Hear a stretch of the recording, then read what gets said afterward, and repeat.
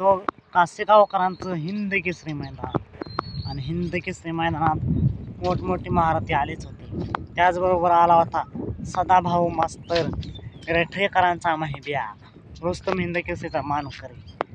मित्रांनो, या कासेगावकरांच्या हिंद केसरी मैदानात महिब्याची हार झालेली आहे. गटाला काटाकी अशा लढतीत टाकाटाकीत महिब्याची हार झालेली आहे.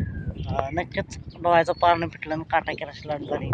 पण मित्रांनो, असल्या खेळ म्हणले हार जीत होत असते आणि गट सुटल्यानंतर निकाल जाहीर झाल्यानंतर सर्वत्र एकच चर्चा चालू झाली की आणि चर्चेनंतर असं समोर येतं की काही जण म्हणतायत, म्हणजे आता मित्रांनो सोशल मीडियाचं युग आहे आणि या सोशल मीडियाच्या युगात सगळेच आपले मत मांडू शकतात. तर असं या चर्चेत असं समोर येतं की काही जण म्हणतायत की हे देवाच्या विरोधात गेल्याचे परिणाम आहेत.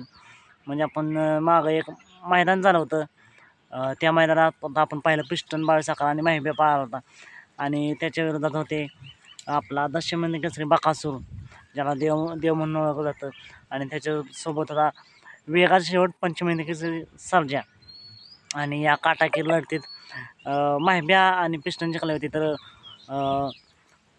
बकासूर आणि सर्जा हरले होते. आणि यानंतर जे काही मैदानात झालं ते सर्व महाराष्ट्रानं बघितलं आणि त्याच मैदानानंतर